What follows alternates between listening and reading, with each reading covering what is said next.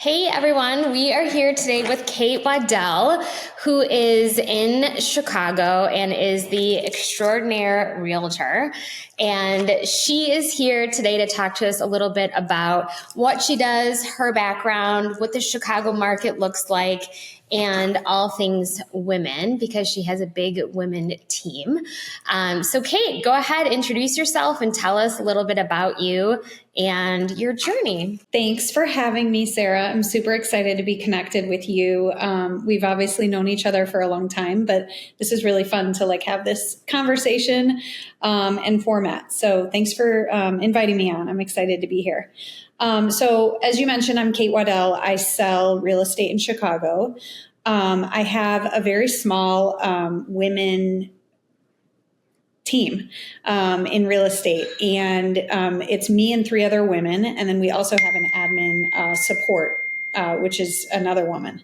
So 5 of us together, and we work really closely together. And our kind of theory on real estate is it's really, really important to us, and we take a lot of pride in our clients' experience. So it's almost like a concierge level of experience that we like to give to our clients. We want to make sure that their process, whether they're buying a home or selling a home, is seamless. And like I said, we take so much pride in that process and making sure that it goes really, really well. I love that. So when you say concierge, so I'm just interested, I feel like you've been in business for a really long time and started real estate many, many years ago. And I've been in business for a long time. What have you been seeing kind of just post COVID?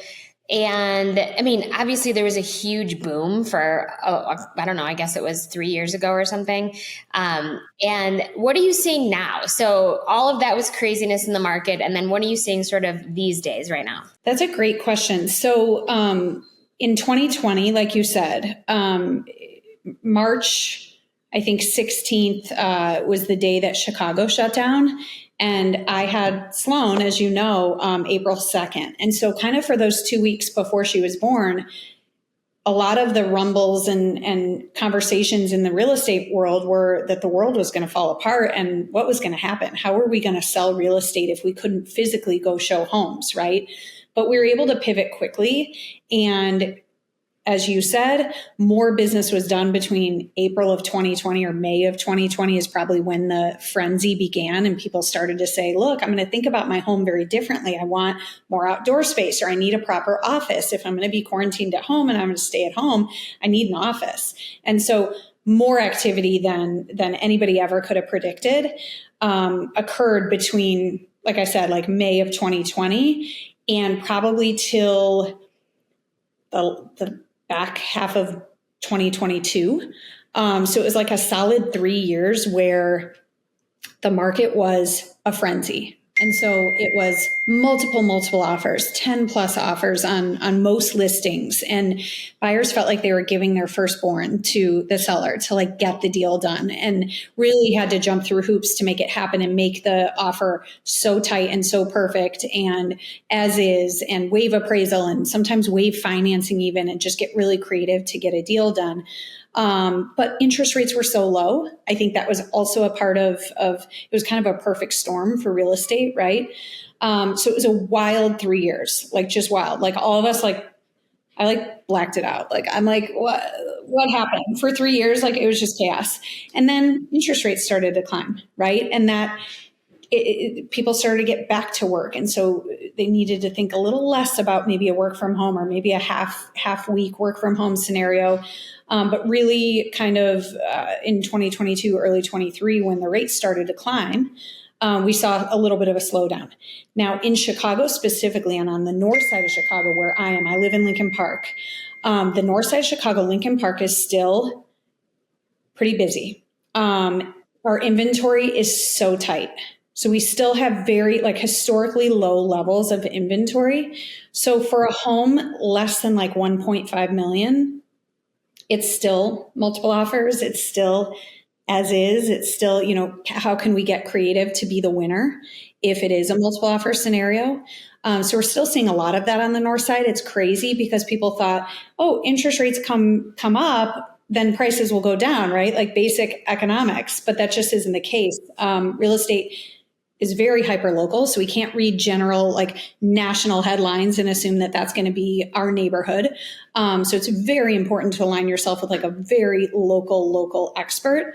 And so north side of Chicago, still busy, still multiple offers, all of that. And then if you go to the North Shore, so like Evanston, Wilmette, Winnetka, Glencoe, all of that, that's still very, very competitive. We just listed a house for 1.2, and we got almost 1.5 for it. We had 13 offers. I mean, it's just like, it's bonkers. So that market in particular, the North Shore, is still incredibly competitive because there's just nothing available. There's nothing for sale. Yep. Well, it's interesting too. And I wonder, and you would know more about this than I do, but I wonder, you know, post-COVID, families are like, okay, well, we're moving out of Chicago now and we're going up to the North Shore. And so everyone keeps flowing north. And so I would imagine that the North Shore is always kind of tight in that way where, and kiddos grow up. And so people move up there and. Yeah, for sure. It's interesting though. Like I came into real estate in 2006, right? So before that I was a teacher. And in 2006, I said, I'm going to leave teaching and get into real estate. And so I had no clients, no money, no anything. And then the world collapsed. The economy collapsed in 2008. And so best thing that ever could have happened to me in my career though, because it taught me you have to work hard, right? So that's where I learned my hustle. But it's interesting because pre-COVID, the North Shore was tough. Like it was tough to sell a big house because people didn't want big houses, these micro mansions, whatever. People didn't want them. And so you'd have high market time on the North Shore for like a $1.5 million house. Like it would just sit and sit and sit. And then that all changed in 2020 and it hasn't changed back. Like people really want the yard and they really appreciate the schools and they really, you know, all of that. Yep. And the work from home. Work from home, you've got an office. You've got all the space. Yeah. So it's been an interesting ride since COVID. I think, you know, more and more people that I'm talking to are trending back to the office. Chicago downtown office occupancy, I think, is getting closer to 50% for a lot of years. For like 2 years, we were at 30%. It's just like you go downtown and it's just like quiet and a dead zone and just weird. And so that market, downtown, River North, Gold Coast are still a little rough, a little impacted because those markets were probably the hardest hit post-COVID. People just didn't want to pay a premium to walk to work because they weren't walking to work. And they didn't want these high-rise, high-amenity buildings because they didn't want to be around people. And so those markets really took a hit and they're kind of still flat. You know, they're starting to rebound a little bit. People are coming back as occupancy at office is required a little more. And I'm hearing in conversations with buyers, like, how many days do you work from home? How many days do you go into the office? And now it's like trending up a little bit. So I think in coming years, it'll change. And, you know, people thought the sky was falling in 2020, 2021, 2022. Like Chicago's a great city. Chicago is a amazing place. Like that's not going to change. We've had some issues. We've had some concerns for sure. But I think historically, like people are like, like saying like people are like goldfish, like they forget like how you can quickly forget like all of the bad that came with COVID and downtown on Michigan Avenue and all that, you know, stores were closing and stuff like that. People forget that and remember that historically Chicago is a incredible city. It's a great place to be. It's a great place to work. And so I think we're going to be okay. You know, some of my clients hit the panic button and I'm like, don't panic. We're not going to fire sale your condo in the Gold Coast. Just relax. Let's hold tight for a few years and call me, you know, and we'll be fine. But I had a couple of those calls. Yeah, that totally makes sense. And like I was just saying before we started this video, our markets are very similar in that, you know, you and I have different roles. Obviously, you sell houses and I work with nannies, but it's very similar. And from what you're saying, that's exactly what happened to me before, during, and post COVID, where, for you, the housing market completely changed. For me, the nanny market completely changed too, where it was like there were no nannies during COVID, and then the nannies started slowly coming back, and they came back with a vengeance where they were like, I want to make $35 an hour. And yes, I'm worth it. And no, I'm not budging. And this is the way it is. And so for me, being kind of similar to your position, running a business, you're like, okay, how am I pleasing everybody here? Yeah. How do I find the balance? Right? Was it feeling like it was like an imbalanced market, right? Like sellers are here, they think their value is here, and buyers think their value is here. So our job is to kind of marry the two and like figure out, okay, you think you're $35 an hour. Market forever was what, 24, 26? And so how do you find the in between? Like, how do we? Yeah. And pleasing everyone at the same time. We're like, you're writing up a contract. You're like, okay, we'll tweak this and add this and it'll be great. I do the same thing where I'm like, how am I making this work for everyone involved? And exactly. And for you, you're buyers and sellers, and it's an emotional decision. And then obviously for families and their kids, it's an emotional decision. So and a long-term decision, especially in the housing market, where, it's just like going through the times, and the fact that you've been in real estate for almost 20 years, and same with me and my business. It's like, it's kind of one of these things where it's like it changes, and industry standards change, and the market changes. And so how do you feel like you find the balance to like try to make both? Because do you call both people your client? Like, is the nanny your client as well as the family? I treat the family's more my client, but the nanny is the one who I'm trying to take care of, if that makes sense, where I'm like nurturing the nanny to make sure that, the contract details are all right and industry standards are all like in line. But then with the family, that relationship is a little bit more hand holding and matching. I'm going to find you someone that matches with your family, where you can connect, and, it's being a matchmaker really more than anything. Right. And like you said, like it can be very emotional, right? So like people, like when they're buying a house, it's very emotional, but like our role, and like we bring in the expertise to help take the emotion out of it a little bit, and like help people manage and think about the numbers, and think about like the financial decision and the lasting impact, and the kind of like you said, long term, like this is a 5-year decision. How do we make the right decision? So yeah, you and I are like we have very similar. It is. I was joking. This is probably terrible to say, but it's like you're selling houses and I'm selling people. You know what I mean? But like 100%, which is terrible. Taking care of everybody, but a lot of it is just very intertwined with, and then you work on commission, and so do I. So a lot of this is very, very in line. Very similar paths. I'm going to try and turn this off. I'm so sorry. It's so annoying, and it's like not going to stop. So I don't know how to turn it off. It's like out of my dock. It's okay. I actually turned mine off once, and I forever can't get a text on my computer. I can't figure out how to turn it back on. So don't you love don't you used to love? I love texting from my Mac, the laptop. It's easier. Okay. I'm so sorry. All right. It's okay. Don't even worry. Okay. So I'm curious to go back to what you said about sort of the concierge style of your business. So I've found, and this is sort of how I got on the whole COVID tangent, but I've found now, we were like not networking as much and not meeting people as much, and as business owners, and kind of were under the radar for a while. I know I was for like during COVID. And now I'm finding, especially in Chicago, since I still do placements in Chicago, I find that all these small business owners are like rallying back.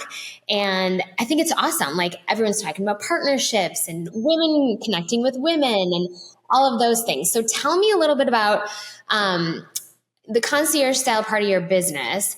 How does that work, and who do you work with? So when I say concierge level of service, like that's just kind of been my mantra for a long time, with the idea being this, like here's what I tell people when I sit with them. I say, you've brought me into your home. It's a very, very big decision on who you're going to choose to navigate through this process with, right? And like, it's very much a partnership.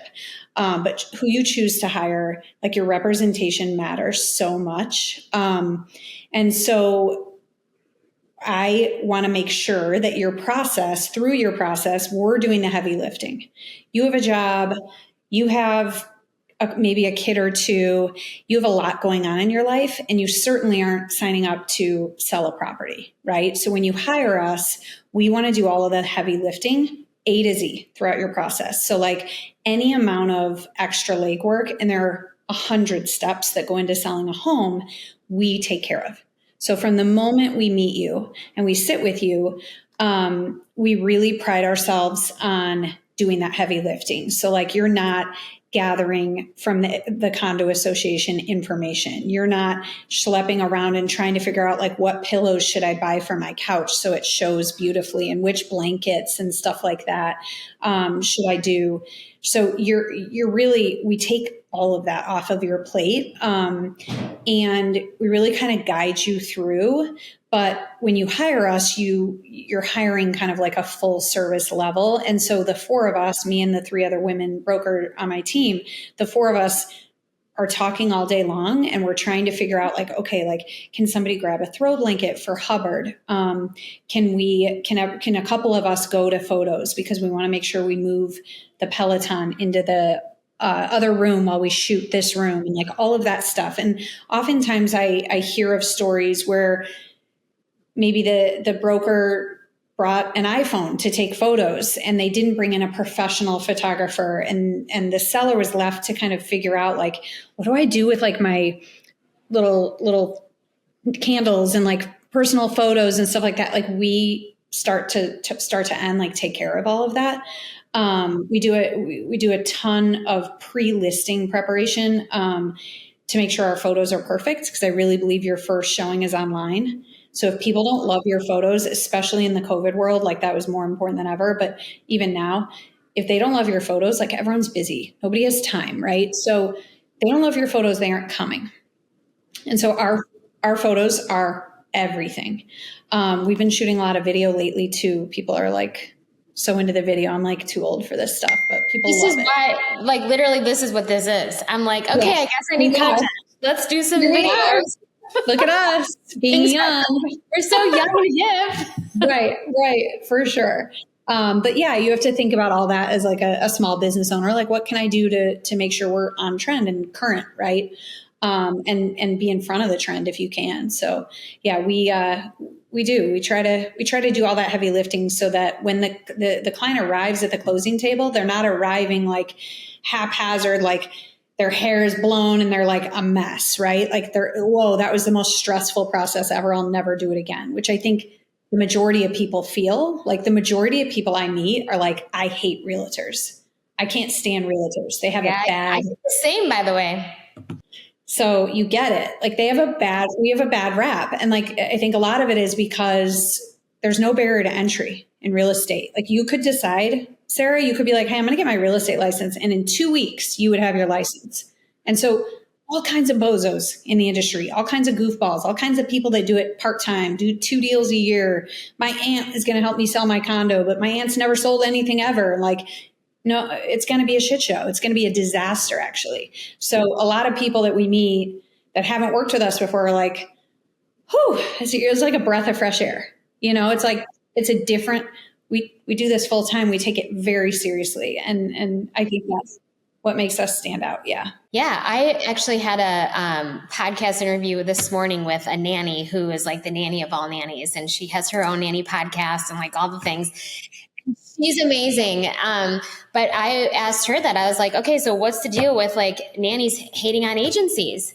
And she's like, well, one bad apple can ruin the bunch. And so she was kind of telling me a little bit about that and how that works. And, same with what I do. And this has happened many times in the past where I've interviewed a nanny and then a month later I see they open an agency. It's like, and now they don't last, but they can do it. Like, they're capable. I mean, they're probably not capable, but they can put up a website and say, I'm going to charge you to find you a nanny. Now, they don't have any idea what they're doing or any idea what they're talking about. So when you say, sometimes realtors get a bad rap, I totally hear you. Like, that's very similar to what I do too. You can experience the same thing. Yeah.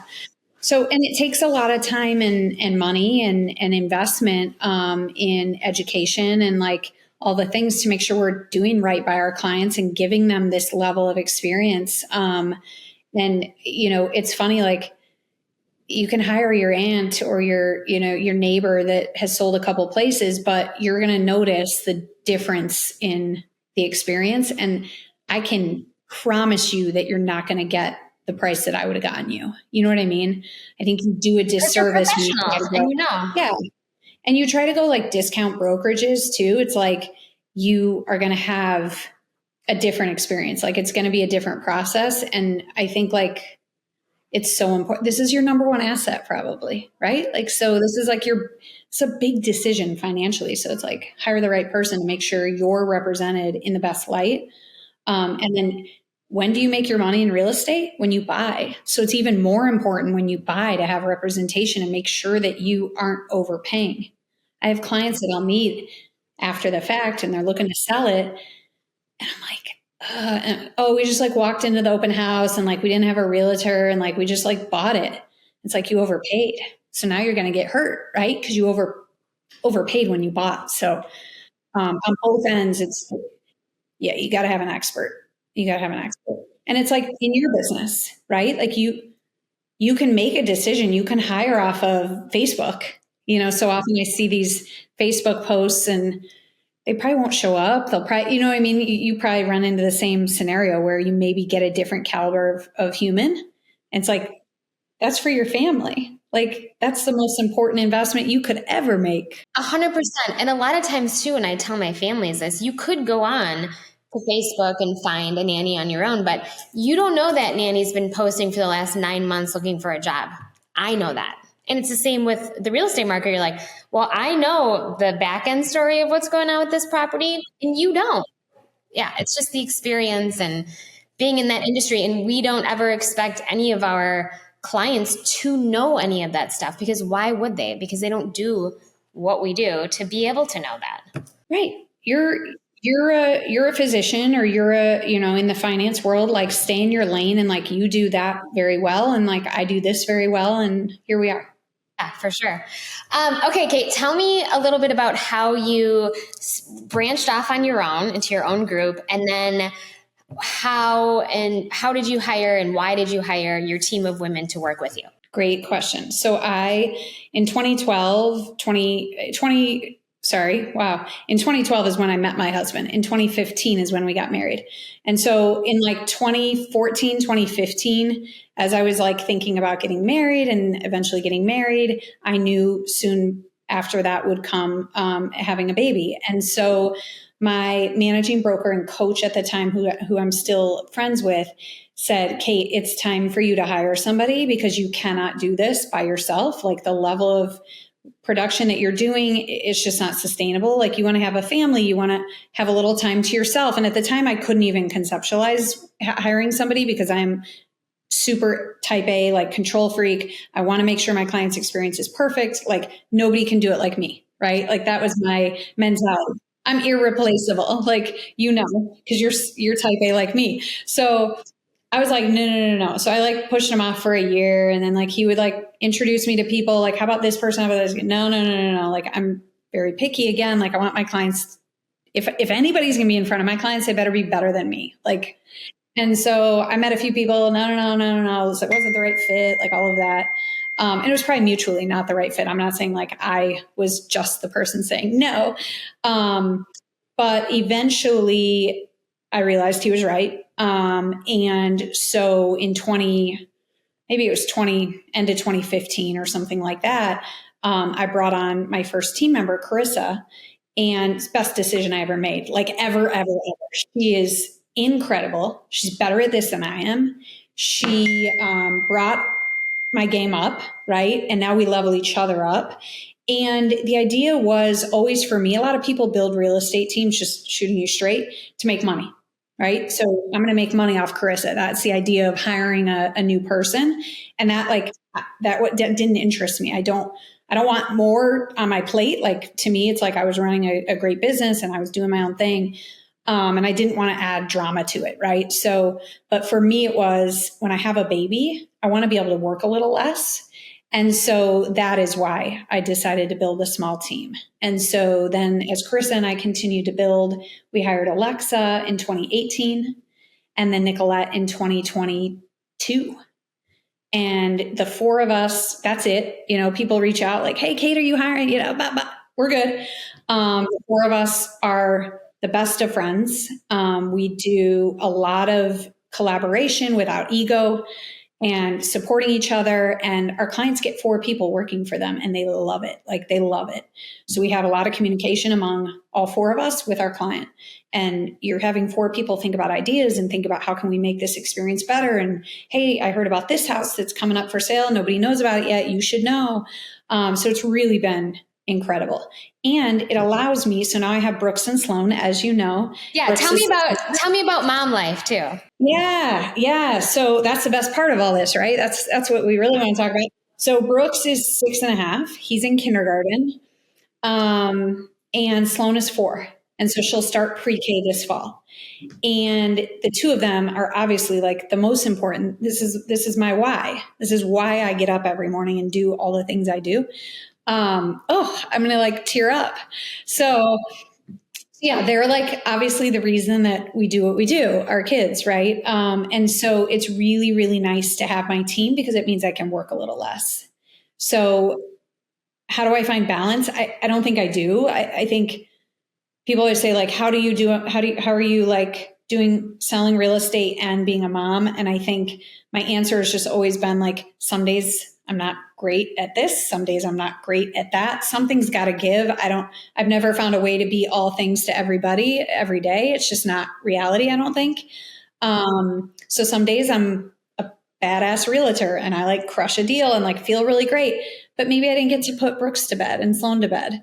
Some days I'm spending more time with my kids and my team is supporting my clients. So there's balance, there's gives and takes and all that kind of stuff. And I'm still figuring it out like everybody else is. But yeah, it's, I think that I'd be interested to hear you talk about like how you balance it all too, right? Like, cause you're running this huge business and you also have kids. Yeah, it's a challenge. And I think back, so I started the company before I had kids. So I think I had Davis 2 years after I started the company. So I started the company in 2005 and I had Davis in 2006. So I guess a year later. And then Maeve and Remy, by the way, Sloan is one of my favorite girl names. And if I would have had a girl, that would have been her name for sure. I feel like Maeve and Sloan are like very similar in a way. But the balance, of course, is like, I look back and when I lived in Chicago, and the reason why I moved to Austin was because I was like, I need a slower paced life. Like it just, yeah, like it just was it was, I lived in Ukraine. What's that? A little bit of a rat race, right? Like you're just like, yeah, I kind of felt like my kids were 3 under 3 and I just had a lot going on with work and I was the only one. And so it was tricky. It was kind of like, I would work mostly nights and weekends because that's when my families and nannies were available because my nannies are working full time and everything was in person. So I'd meet every single nanny in person and every family in person and sit down with them for at least 45 minutes. Yeah, so I would do that. I remember I used to go to Starbucks. Oh my gosh, that just popped in my head. I had so many parking tickets from that. But I used to go to Starbucks and I would sit there for 5 straight hours and interview nannies at night because I had to. That's just what I had to do. And I wasn't in a financial position at that time where I had a nanny. I had a nanny, I think, 2 mornings a week for a couple hours to help a little bit. But I look back and I'm like, you know what? I could feel really guilty about multitasking that whole situation with little kids and work and all the things, but I was still going to all the music classes. I was just texting nannies on the side. And so, looking back, I'm like, my kids and I hung out enough. Like, I'm not going to feel bad about that. And you don't regret that. That's no, amazing. yeah, I don't regret that. And I also think that I'm really proud of the fact that my kids have seen me work their entire life. Like, they see me hustle and kick ass, and there's struggles, but there's also awesome stuff. And like, for them to see their mom working all the time and working hard to earning what she's getting. And I think that's so important sometimes. And I think, just kind of on that topic of like mom guilt, you know, it's one of those things where you're like, you should really think about that feeling, because think about the benefit that's actually providing later in life for your kids. You know, it's just, they can look back too and be like, wow, my mom is a badass bitch, you know? And I want that. No, 100%. And I think it like opens up the world for them a little bit, especially Sloan, like to have her see that like, okay, I can do this and this, like, you know, because our norms have been so different for so long. So I agree with you. I have all the mom guilt. I think no matter what, like, it's just like innate in us, like we can't help it. And it's so funny because like my husband they don't get that, right? They don't get dad guilt. It's like never. There's not even such thing. No, it's not a thing. And Jimmy is like, that term.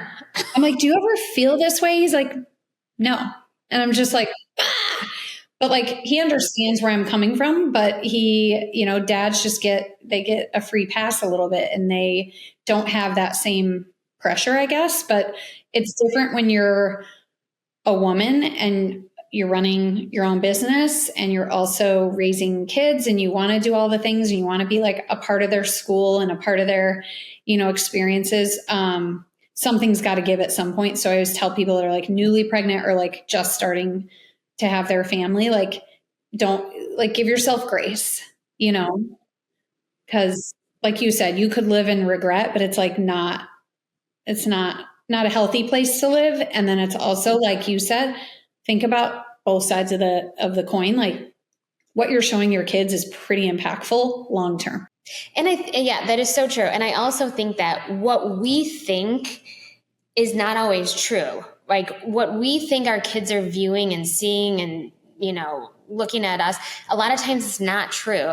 I know that when I went through a divorce 4 years ago, and that was right. I mean, literally, my ex moved out on March 1st of 2020. It was right before COVID. And I was like, I'm not a good alone person. I'm much better now. But at the time, I was just not a good alone person. And I would be home, and my kids are half the week, or half, 1 week at his house, 1 week at my house. So we split time 50-50. And I was not my best self, for sure. And I said to Maeve not that long ago, I was like, oh my God, I was such a disaster back then. Oh my gosh, I can't even. And she's like, what are you talking about? And I'm like, Maeve, I was a hot mess for like 2 years. Like, you know, all the things of going through a hard time, like not eating, not sleeping, not, you know, all that stuff. And she's like, Mom, nobody would have ever known that. You were always the same to us. And I was like, oh my God, bless. That is incredible. I know. So like, we don't give ourselves enough credit, because really we're still doing a really good job, even if we think we're not. Yeah. And like, through the eyes of Maeve, like that's wild. Yeah. And then another thing that happened the other day was, you know, my kids are 17, 16, and almost 14. So like, 2 of them drive. They don't even need me anymore, like, to be around all the time. And I was like, oh, I'm going to go out to dinner with my boyfriend or whatever. And I'm like, oh, but I feel bad, like, leaving you alone, because we're watching The Handmaid's Tale, and I'm going to have to skip a night tonight. And she's like, Mom, we don't care if you go out to dinner. It's fine. I'm like, are you sure? They're like, get out of here. We're like, we're good. Yeah, but you have all those feelings, right? And so it's just like our natural, we can't help it. But I love to hear that. I love that they're like, first of all, kids are so resilient. So like, how cool that they were like, what are you talking about? Like, we were good. Like, I think that's really cool for you to be able to look back on and know. Because you don't realize there are no rules for the wear. You know what I mean? Like, how incredible. Because you probably were just doing your thing. Like, you were just being a badass. And you had your time where you felt like you weren't showing up, but they didn't notice. That's pretty incredible. You should be proud. Thank you. Well, there are times where you're like, well, I'm going to go cry in my closet for like 5 minutes, and then I'm going to come out and I'm going to be like totally good. I think all moms, there are points for sure that all moms go through that too. Whatever, it could just be that you're tired because you have a baby, or, you know, your toddler is biting your other kid, or whatever it might be. But there are times when you're a mom where you're like, holy shit, like, can I actually do this? And then I think that's where the guilt sets in, where you're like, oh my gosh, I can't. But really, like at the end of the day, you're right. Kids are so resilient that everything's going to be fine.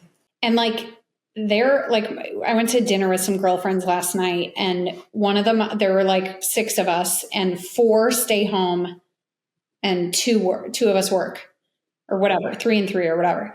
And one of the gals who stays home is at the playground after school and sees all of our kids. And she said, we were talking about mom guilt. We were talking about like, oh, I feel guilty because like last night I was out with them, and tonight I have a client like starting at 6 p.m. So I won't see Brooks and Sloan before they go to bed.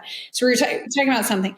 And she was like, listen, I see your kids at the playground every day, and I see your kids at the playground every day after school while you guys are at work. They're living their best lives. Like, they are so happy. They are so good. Like, do not have any of the guilt. Like, they don't, it's not like they're sitting on the park bench crying, missing you because Lulu, our amazing nanny, picked them up. Like, they're good. Like, you have set them up for success. So like, that was just really nice to hear. Cause you know, you just like think like, are my kids feeling like worse because I don't pick them up from school? Like, no, they're good. Like, they are like fine. Yeah. Or sometimes it's, am I missing something? Like, is my kid in school, and because I'm not around or as focused or present with them as I should be sometimes, am I missing something? Like, is there something wrong that I don't know about? But yeah, that I didn't pick up on. Yeah, that exactly. And you kind of have to just trust your friends who see your kids at the playground and trust how it's all working. And I think too, a lot of times moms feel guilty for not being around all the time if they work. But the truth of the matter is that the more people that are around your kids and help support your kids and raise your kids, the better, because they're growing up with all these different people supporting them instead of one person. You know, I think that's great. Experiences and like other views, which is really healthy. Do you feel like when your kids are with their dad, they go and you do your thing, and maybe you like take care of a lot that week because they're not with you, and then when they come back to you, do you feel like you can be more present? I'm a better mom, honestly. Isn't that insane? Yeah. That's got to be one of the perks of divorce. Yes. Like, I was terrified and sad, and oh my gosh. But I think because my kids were a little bit older, they weren't like 2 years old, and I was like, oh my God, I'm not going to see you. They were a little older. But now when they are with me, we make dinner together almost every night, which I used to never make dinner. I mean, I lived in Chicago. I was like, I'm not freaking make dinner. I don't. Yeah, no, we're ordering. Yeah, exactly. But I do all of the things now with them, and I'm here every single night almost with them, and I hang out with them, and they're at an age too where they trickle down like later at night, which they come in my room and they sit on my bed at like 10, 10:30, 11. And I'm like, I've been home all day. Like, why do you come in here at 10:30? I'm going to sleep. We're starting a conversation at 10:30. Like, I want to be in bed. That's so funny. But you're like, if you want to talk, let's talk. That's the time. That's the time. And I know that. And just being around, most of the time, they're doing their own thing. But when they do want you around, I feel like I'm around so that they can talk to me or tell me about, all the things. So yeah, having them every other week is great in some ways. And also I can go out of town every other week if I want to. Like, it doesn't matter. It's kind of a nice little setup you got there. Yeah, it's pretty good. I don't recommend getting divorced, but if you do, just know that it'll be okay on the other side. Yeah. You're here to say it. I love that. Awesome. Well, this has been, I feel like we're going to just be forever friends. And this was just so great. I don't want to make this podcast too long because people will be like, I'm not watching an hour-long podcast.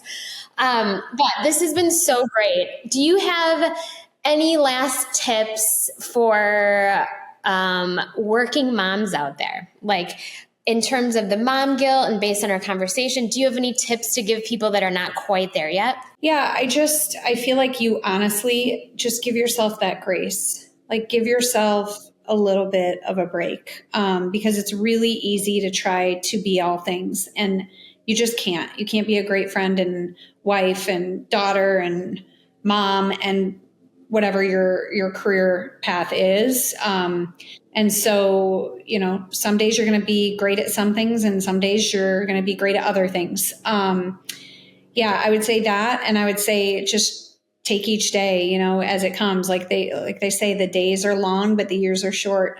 And that because your kids are a little bit older. But I can't believe Brooks is 6.5. Like, where did the time go? It's just too fast. So I enjoy it. Yeah. Yeah. And then you're prepping for college, and you're like, wait, what? I don't even know. Wild. My sister's oldest is going to college this fall, and like we're all just beside ourselves. Same. Oh yeah. It's wild. But I think he's going to go to Loyola, so I'm actually happy about that. Oh, that's exciting. I love that. I'll help him find an apartment once he's ready. Is he going to do a dorm or something? Probably going to. I think you have to do a dorm the first 2 years, but then after that, he'll stay. He loves Chicago, so. That's pretty exciting. Back to like where he was born. I know. That's why he's always talking about, and he was always really so into the L train and the Metro and all the things. So I think he's excited. That's cool. Very cool. Yeah, exactly. You'll come visit. Exactly. Well, it was so great chatting with you, Kate. We will definitely be in touch. And if anybody wants to get in touch with you, how do they do that? Yes. So my website is katewaddellgroup.com. My email is kate@kateproperty.com.